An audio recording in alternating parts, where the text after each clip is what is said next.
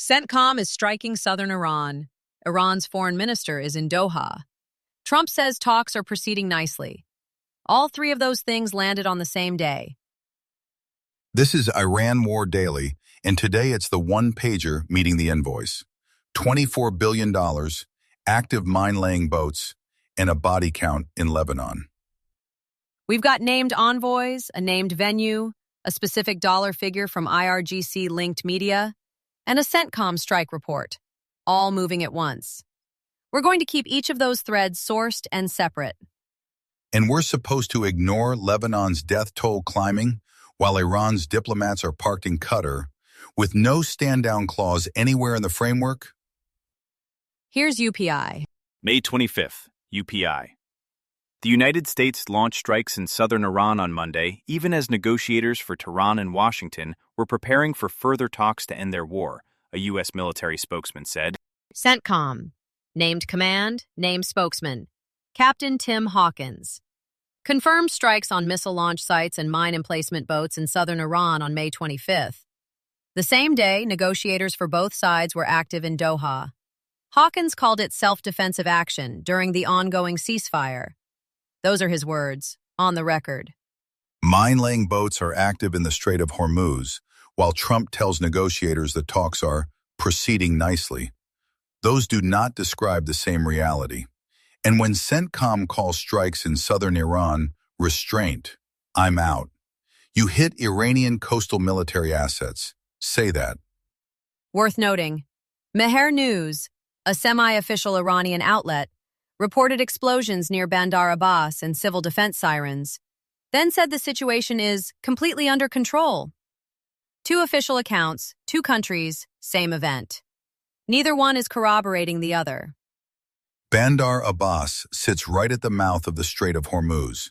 Shipping insurance underwriters are not reading Captain Hawkins' press release and relaxing.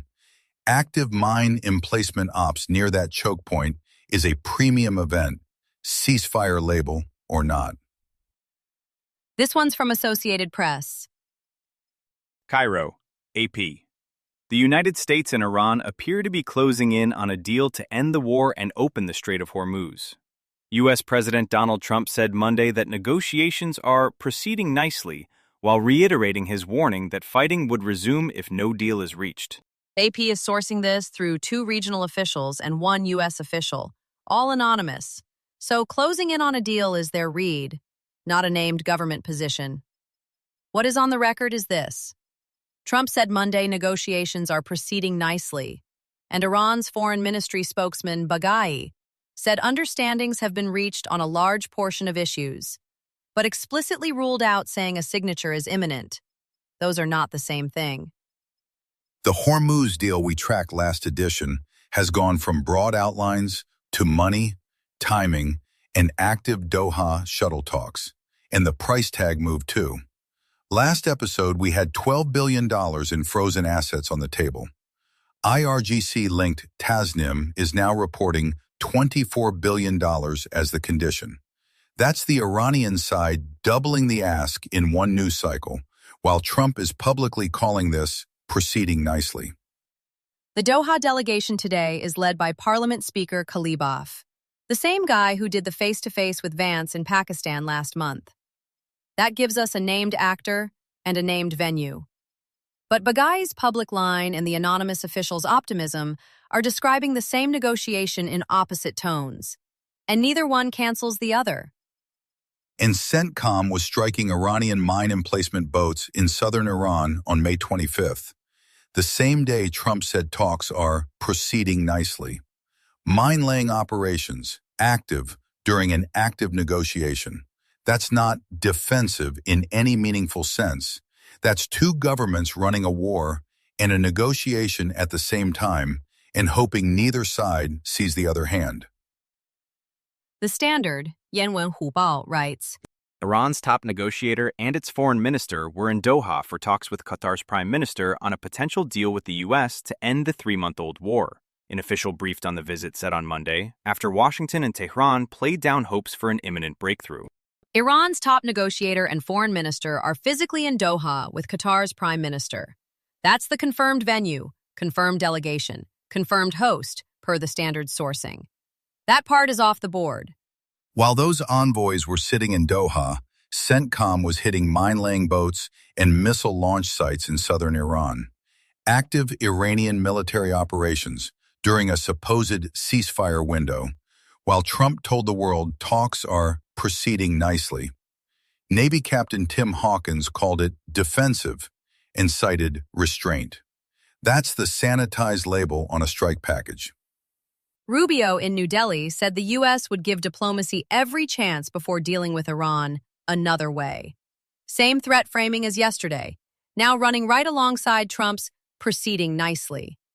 Both statements are on the record. Same administration, same day. Qatar's prime minister is the messenger right now. So what exactly is he carrying between two parties where one is striking the other's coastline and the other is demanding $24 billion in frozen assets just to get to the table? That's not a negotiation with a mediator. That's a hostage exchange with extra steps. BBC, with Samantha Granville and John Sudworth.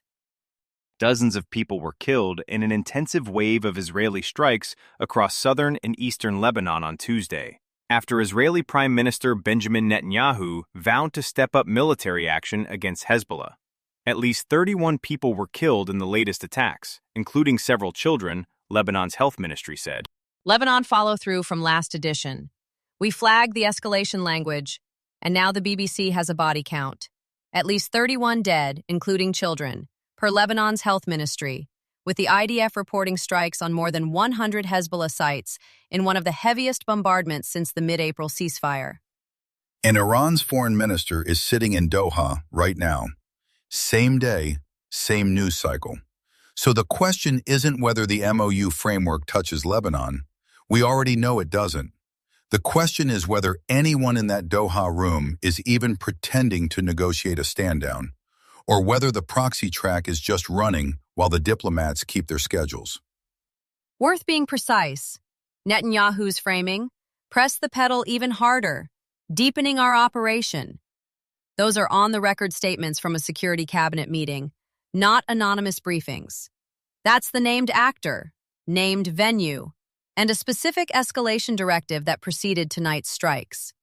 31 dead, several of them children, Bekaa Valley in rubble, while the wire reads, US and Iran closing in on a deal. If there's a Doha channel that can reach Hezbollah's operational posture, nobody said so publicly. And Lebanon is paying the tab for that silence. From Iran International. A possible memorandum of understanding between Iran and the United States would require the release of $24 billion in frozen Iranian funds during negotiations. IRGC-linked Tasnim News reported on Tuesday, citing a source close to the negotiating team. Iran wanted half of the amount to become accessible when the MOU was announced, with the rest transferred during a 60-day negotiation period, according to the report. IRGC-linked Tasnim News, citing a source close to the negotiating team, is now putting a specific structure on the frozen asset demand. $24 billion total, split evenly. $12 billion accessible the moment an MOU is announced. The other 12 transferred across a 60-day negotiation window. That's not a vague precondition anymore. That's a payment schedule. And the Ghalibaf detail is the tell. The parliament speaker making a personal trip to Qatar specifically to work out how Iran gets its hands on that first $12 billion before the ink is dry. That's not a confidence-building measure. That's a down payment demand built into the MOU itself. Worth being precise about the sourcing. This is Tasnim, which is IRGC-linked, citing an anonymous source on the Iranian side. That makes it a negotiating position signal from inside Iran's own media ecosystem. Useful data, but it's one side of a ledger we haven't seen the U.S. confirm or deny in any of today's official statements. The same source called the U.S. an unreliable party in the same breath as calling the Qatar talks generally good. So Iran is publicly banking the $12 billion while publicly hedging on whether they trust the counterparty. That's not a partnership announcement. It's a country pricing in the risk that the deal falls apart after the first transfer. We want to hear from you. Send feedback, story ideas, or corrections to IranWarDaily at lanternpodcasts.com. Your notes help us keep Iran War Daily clear, useful, and accountable. We've put links to every story from today's briefing in the show notes, so if one caught your attention, you can dig in there and read more. That's Iran War Daily for this Wednesday, May 27th. This is a Lantern Podcast.